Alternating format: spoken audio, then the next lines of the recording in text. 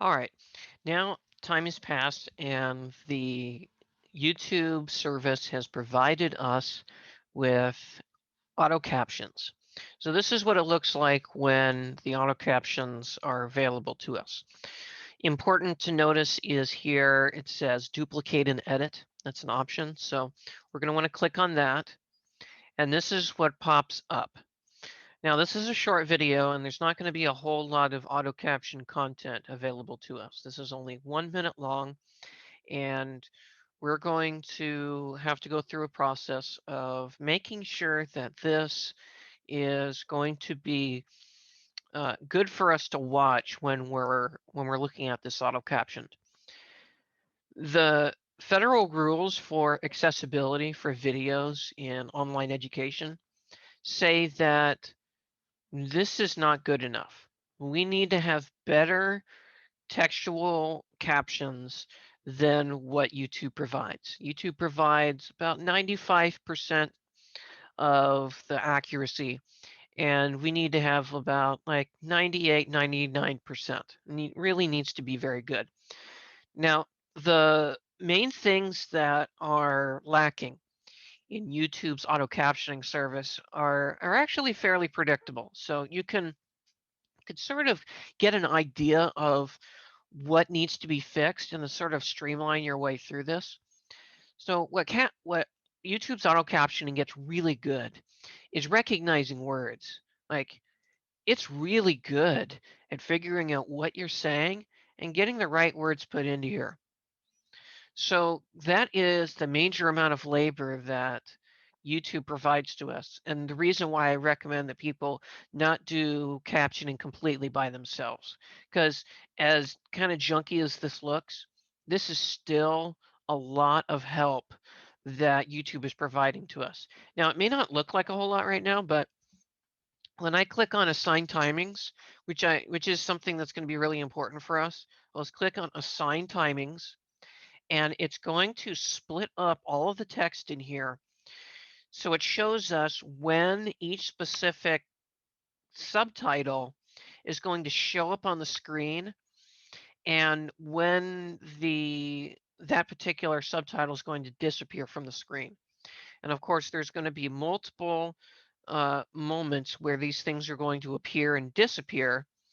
And YouTube is really good at scheduling these things. So this is a huge save for our time.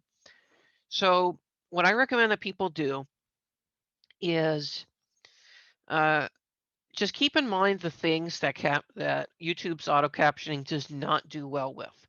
So here are the things that auto captioning in YouTube fails at. Number one is capitalization. YouTube doesn't do any capitalization. It just does words. Everything is going to be in lowercase, and it's just a stream of consciousness. And that's not going to be good enough for us. We need to put capitalizations at the beginning of sentences. And for proper names, we need to make sure that those words are capitalized. So I think that I mentioned a person's name in here, Andrea. There we go. So I need to make sure that Andrea has her name capitalized. And I'm going to have to go through here and make sure that the beginnings of sentences are capitalized. The other thing that uh, YouTube does not do well with is punctuation. YouTube is not going to finish sentences for us. YouTube is not going to put commas in. It's not going to do very well with possessive nouns. So there's a considerable amount of editing that we're going to have to do.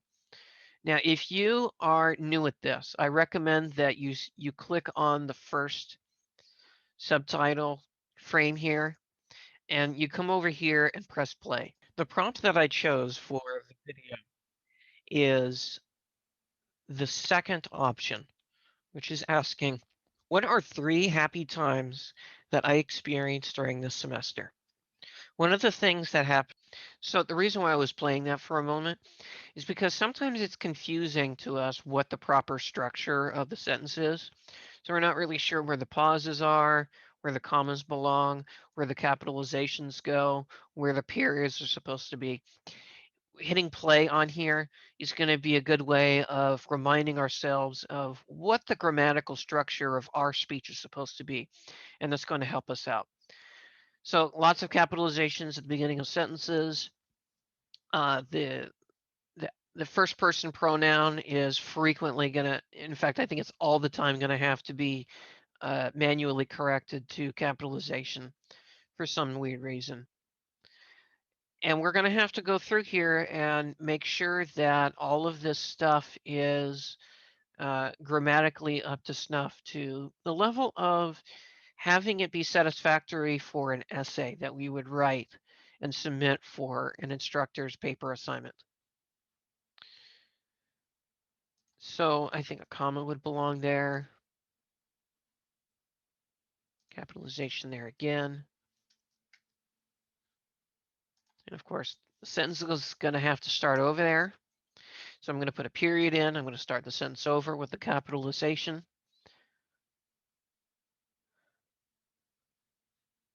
Is that I talked with a very good friend of mine. Her name is Andrea. We talked on the phone for 7 hours, period. The second thing that happened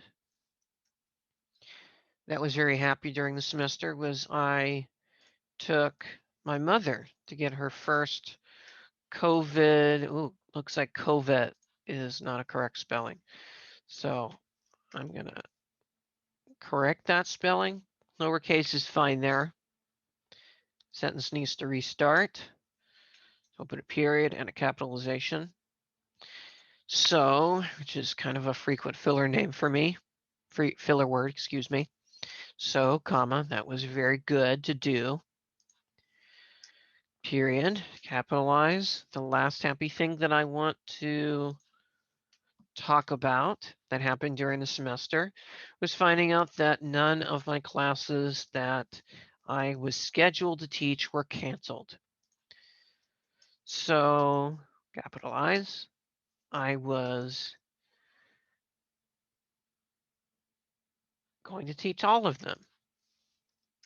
Good.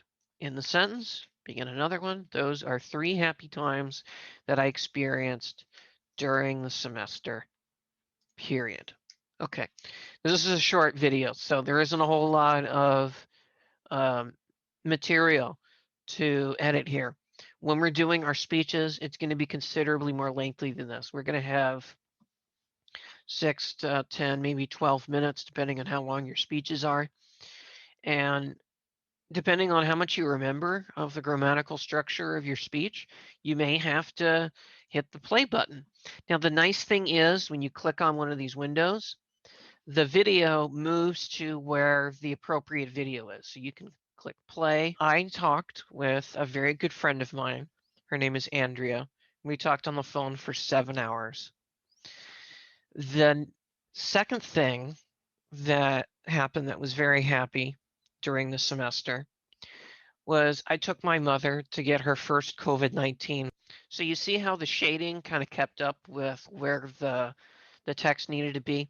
This is going to be very helpful for us. So if you're new at this, I recommend that you follow the video all the way through and make sure that the video playback is lining up very well. If you make some errors with hitting backspace and hitting enter at the wrong places, you may cause some frame issues where some of these captions are supposed to start and stop. Um, my recommendation is you be very careful about that. And if you do screw things up to the degree that you can't fix them, you might want to just re-upload another copy of the video and let YouTube auto caption it again, or you can try and fix things. Most of the time, you don't need to be adding the extra captioning windows in between, which is what these plus signs are for. Most of the time, it's just a matter of adding punctuation, capitalization, and occasionally getting the spelling corrected. When you're done, Or if you're at a point where you need to take a break or something, then you're going to want to come up here and use one of these two buttons. If you want to save your progress, click Save Draft. If you're done and you're ready to share this with your class, click the Publish button, and it's going to save the captioning as one of the options. And you can come over here and click on the thumbnail over here, and it will show you the video. The prompt that I chose for, okay, so these are very important steps. Uploading the video, of course, is very important. And the guide here is assuming that you're going to be using YouTube. Technically, you don't have to use YouTube if you're invested in a different video hosting service that supports captioning. You're welcome to use it. I'm less familiar with that, and my help is only going to extend to uploading and captioning on YouTube. Captioning is definitely going to be required.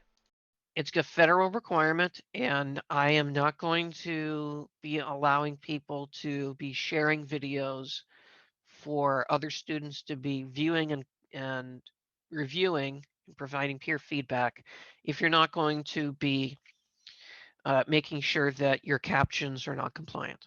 Okay, so this is something that I have to go through with every video that I show to you, and I I hope that having captions is something that you use yourself. It helps me when I'm watching videos on YouTube and reviewing videos that students are sending me.